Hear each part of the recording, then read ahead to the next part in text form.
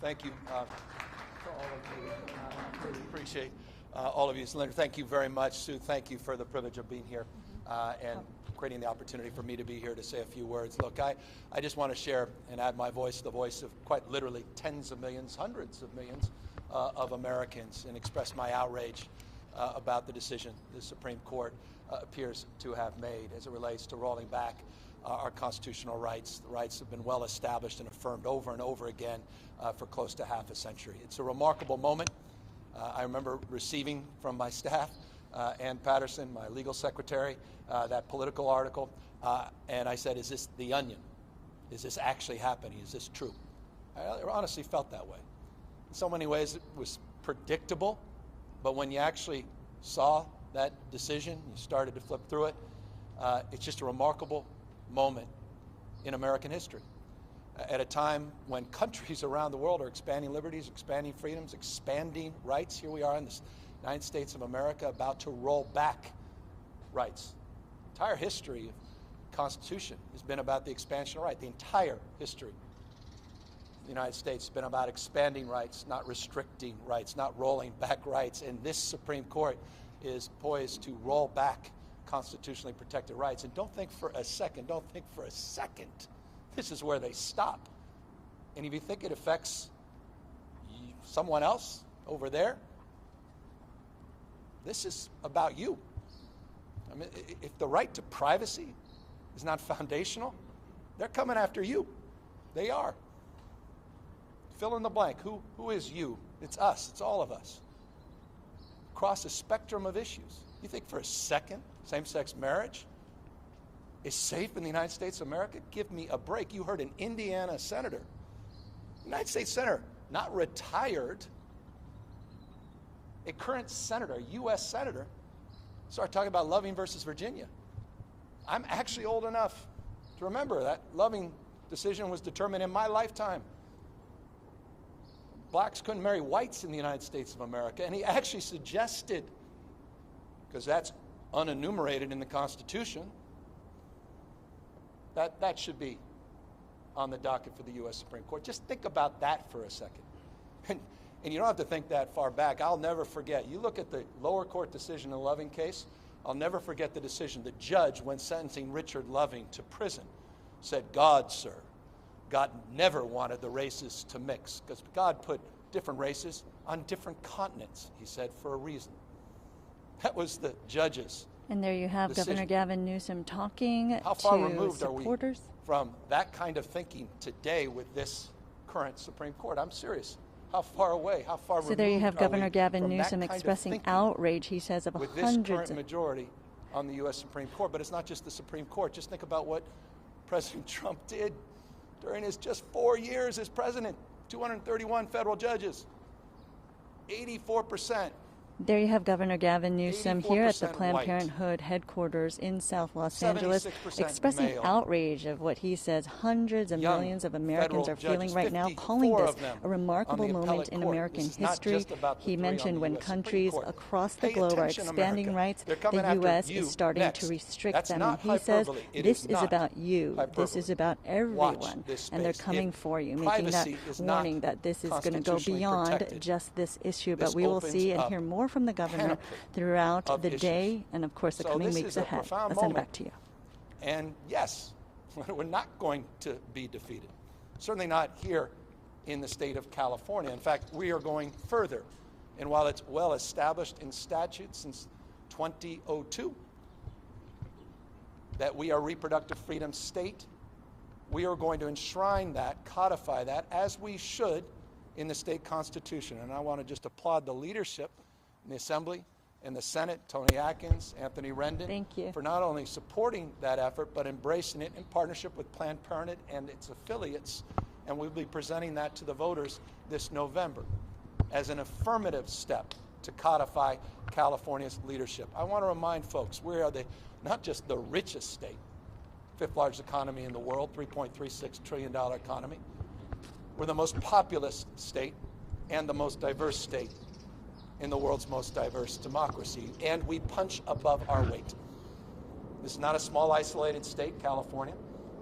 This is a state where we estimate 8.6 million California residents are of reproductive age. 8.6 million. That's more than dozens of states combined. The consequences of what we do here is profound and pronounced.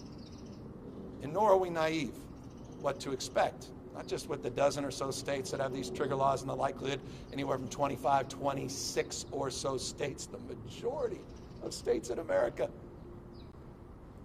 may roll back these freedoms and protections and criminalize doctors, criminalize caregivers, criminalize women. But we recognize California's unique status to stand above that and stand tall and stand out. And our responsibility, we've always felt it, our responsibilities to others, not just to the few, 40 million proud Californians, but to others. And so we'll have to do more, we'll have to do better, and we've been doing that. We've not sat back passively, we've been anticipating. Sadly, we've been anticipating this. In fact, we just sat down, I said, we had a meeting, I think it was 6 or 7 months ago. We laid this out, and not one, every single thing that's happened has happened. I guess we just didn't know it was Alito. We knew it was part of it. So we've been preparing.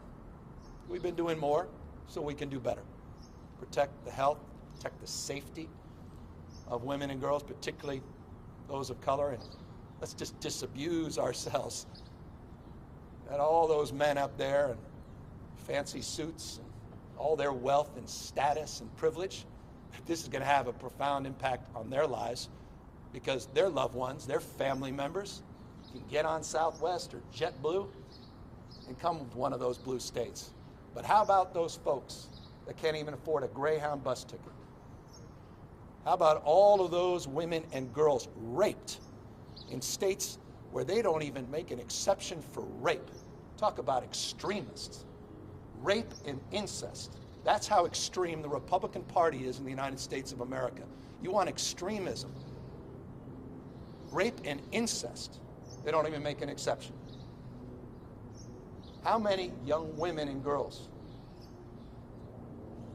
maybe someone you know or love, finds out 6 weeks and a day later, 15 weeks and a day later, that they're pregnant? They don't have the ability, the money to come to another state. It's not about strengthening the family. I'll end on this. I also find it just the height of perversity and absurdity that these folks, A, lay claim to freedom, but perhaps more insidiously suggest that they're pro-life. When every single one of these folks that are out there trumpeting and championing this decision have consistently opposed prenatal care support, consistently opposed child care, consistently oppose paid family leave, consistently oppose all things to actually strengthen the family and provide the support for someone to live their lives out loud, to support working moms. Consistently, the one group of people that over and over and over again oppose all of those supports, and they claim to be pro-life, they're pro-birth. That's all this is about. It's the pro-birth party.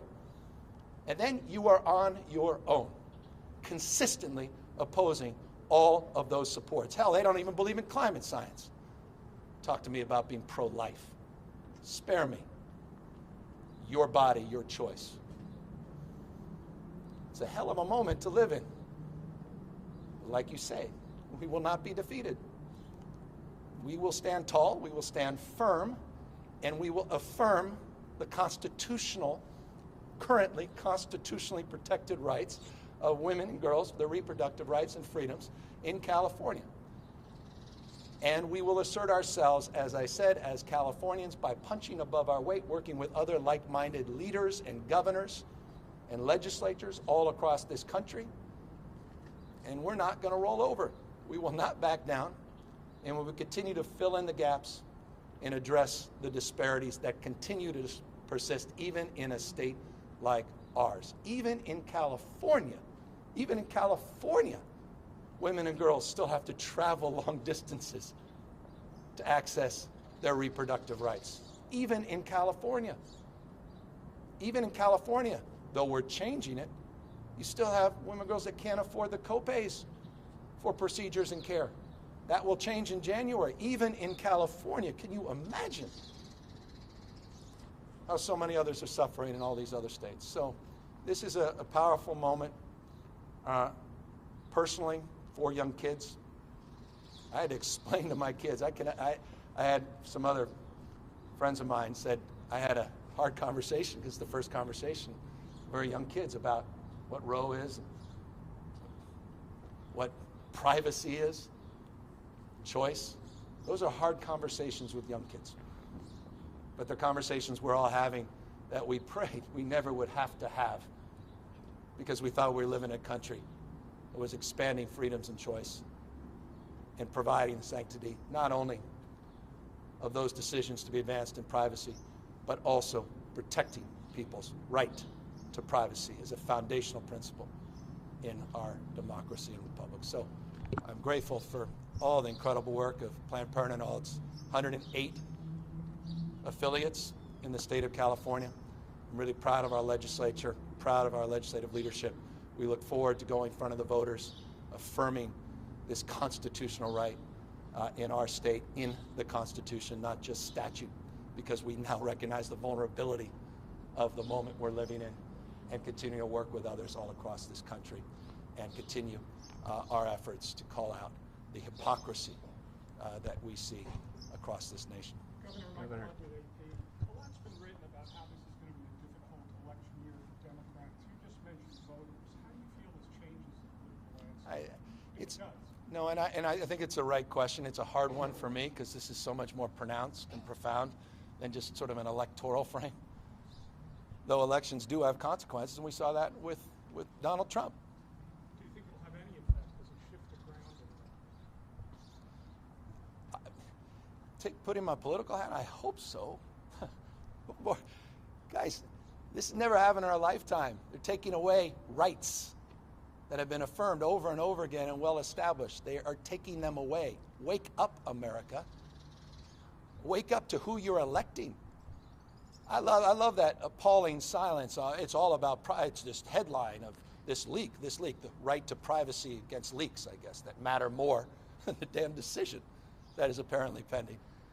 They have a hard time even defending this moment when they're wholly responsible for this moment. And so I hope people hold these elected officials to account, and I hope they consider the positions of those they are supporting or opposing in this election. And I certainly hope it has an impact, but that's not what this should be about foundationally, because it's so much more profound than just a situational election. Governor, from a policy perspective, what exactly do you want to see California do? Should taxpayers be funding people coming from other states to come here? What does a sanctuary state of California look like when it comes to abortion? We've been doing that.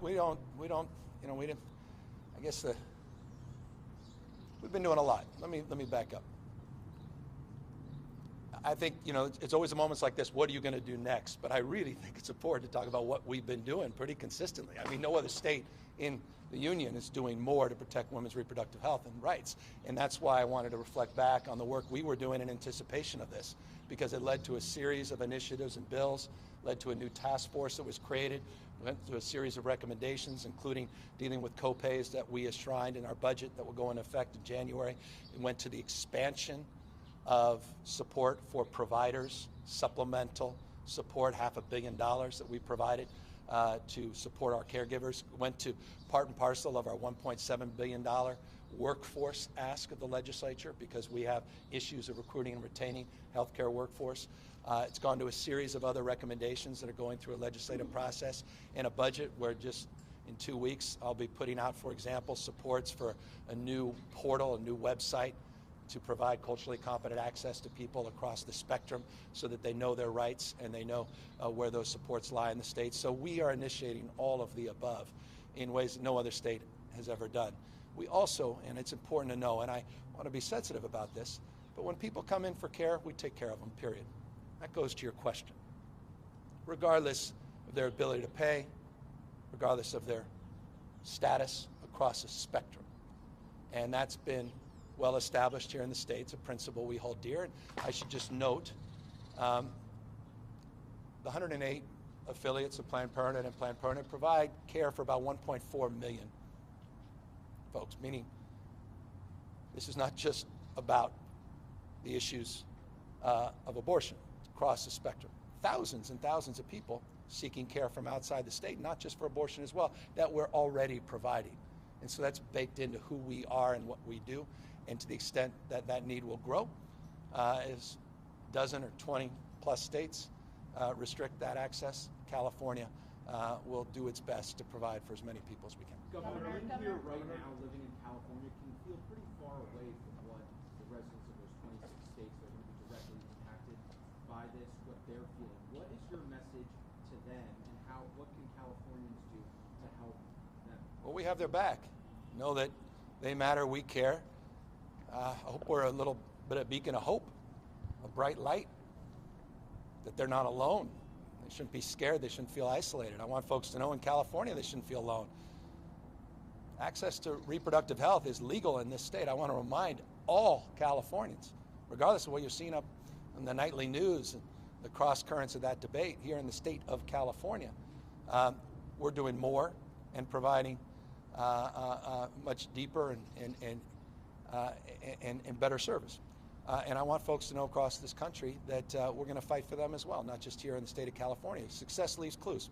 California, as I said, punches above its weight. California has a profound impact on policy across the nation on a spectrum of issues. And I also, may I say this, and perhaps I'm getting a little out, for all those businesses, the idea that you're moving your companies to states and then you have to pay for your employees to travel back to the states that you made them move, maybe they should start reconsidering some of those decisions as well. This is an economic issue across the spectrum. At the end of the day, for women and girls, this is an economic issue. Make no mistakes. That's why this is about equality. This is about women's rights. It's so foundational. Sorry, Tucker Carlson. It is. Deeply. And that's why the issue of economics also needs to be a big part of this conversation. During the Trump era, to lead the progressive movement, do you see this in a similar frame as we head into the midterms? That there is going to be a progressive movement about abortion and then a conservative? Has anyone been paying attention to what the hell's happened in this country in the last 6-9 months? Anyone pay attention to what that guy DeSantis or something, Santos, is doing in Florida? The attacks on the LGBTQ community? I mean, they're going after now social emotional learning. I mean, CRT, I mean, just completely made up out of whole cloth. I mean, if there was any state that has CRT, I guess they couldn't figure out wasn't happening in California. So now it's about social emotional learning. They're coming after that next. They're banning books. They're banning books. This is 2022. Anyone paying attention? What the hell's going on? It's not just about January 6th. Voter suppression, private police forces. Can you imagine I have a private police force to send down to LA to make sure we're monitoring local elections? This is extremism at a scale and level I've never experienced in my lifetime. Wake up, America. That's all this is about. Wake up. And so I'm a future ex-governor, a guy with 4 kids. Wake up. And I say that as a father. I say that as a Californian, as an American. Wake up, America. Governor, you put out a tweet that said that this issue is the defining issue of the 2022 race. Why is this issue more important than inflation and homelessness and everything else happening here in California? Rolling back your fundamental constitutional rights has a profound impact across the spectrum of issues. It's a foundational issue. Everything's built off that fundamental right, freedom. I mean, if guys like me were getting pregnant every day, does anyone think this is comical? This is about controlling women. We know that. Historically, it has been. Come on.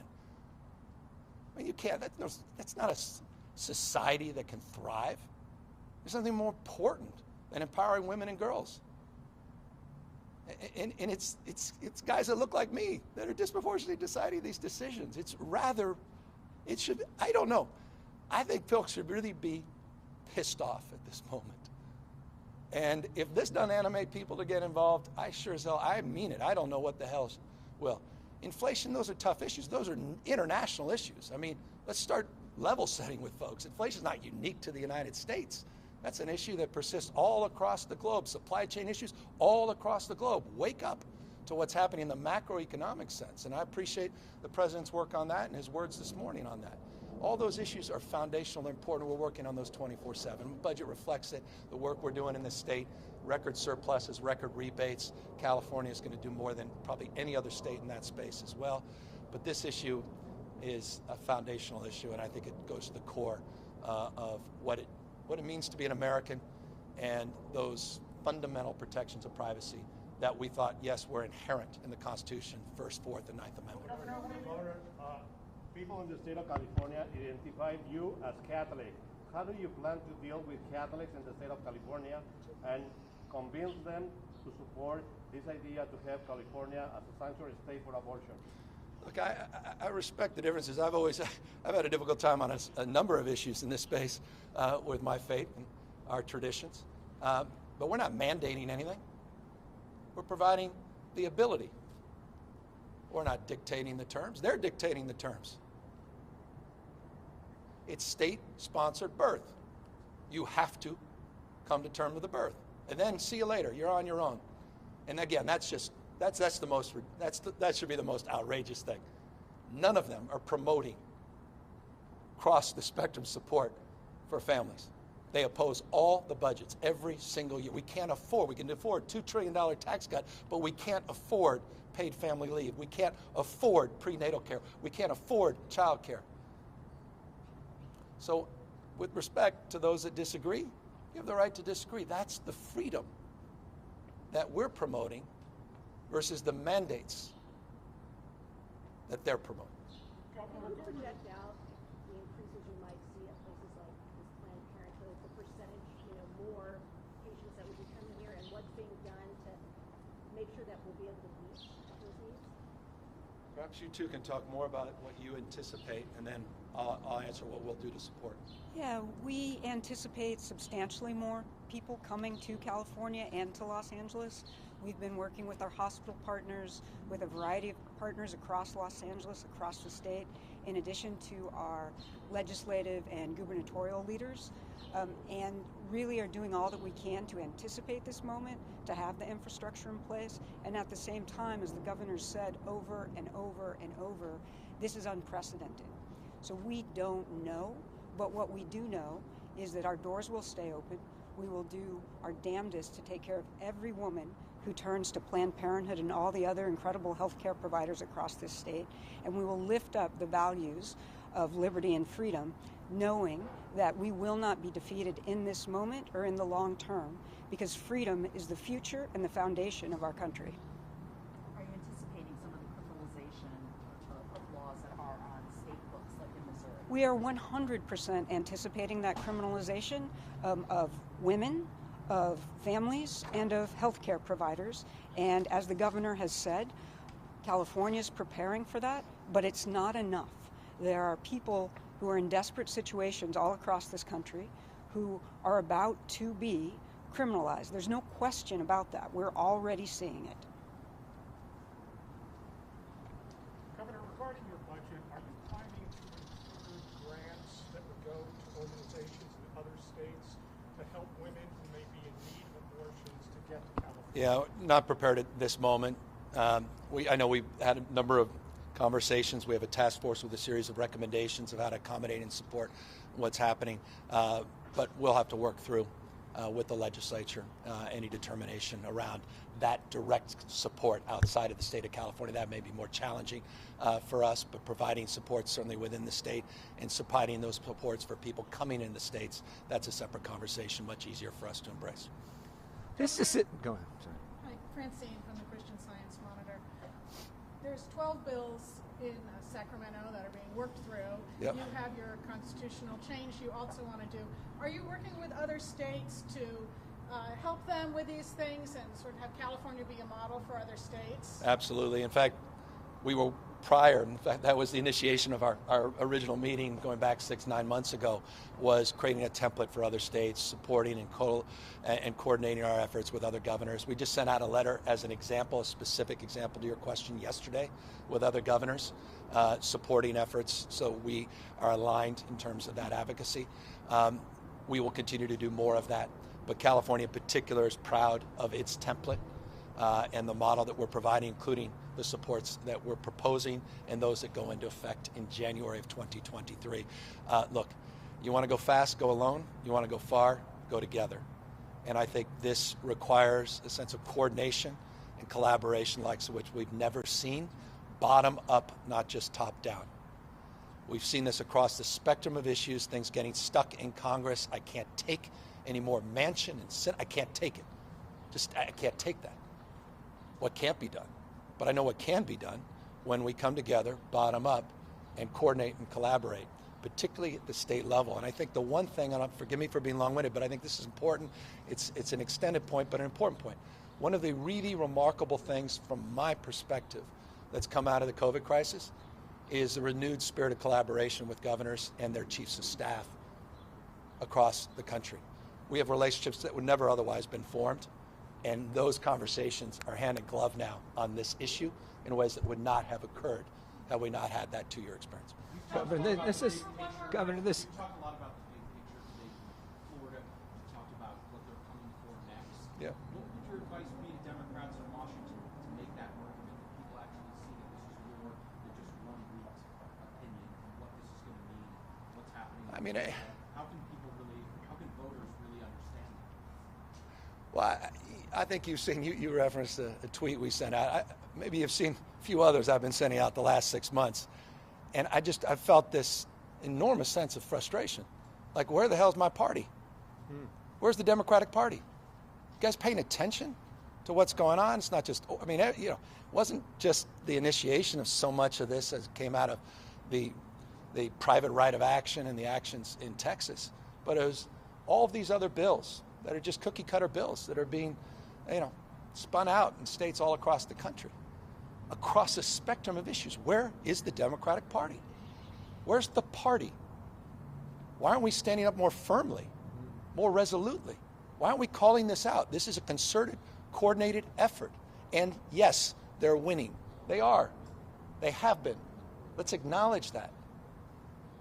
We need to stand up. Where's the counteroffensive? Now, forgive me, I know some of you disagree, and I respect that. But, you know, I think we initiated on gun safety a version of a counteroffensive, where I took that frame when the Supreme Court opened up the door as it relates to private right of action, as it relates to ghost guns and you know, weapons of war. That's our approach. We're taking that approach, this constitutional amendment. It's time to get on the offensive.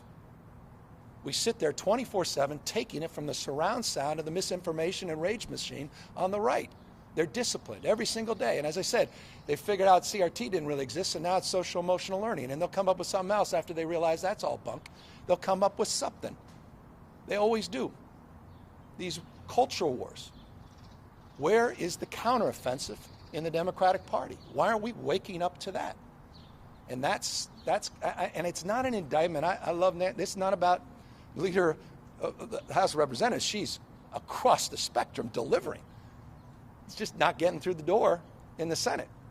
President is doing all he can to deal with 100 different crises, not least of which overseas. I applaud him for all of that work as well.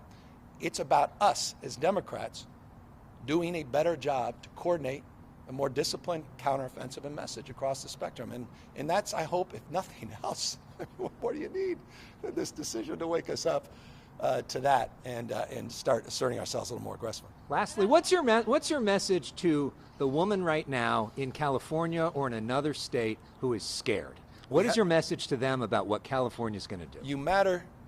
We care. We have your back. We love you. We respect you. We know how hard these issues are. We know how hard life is.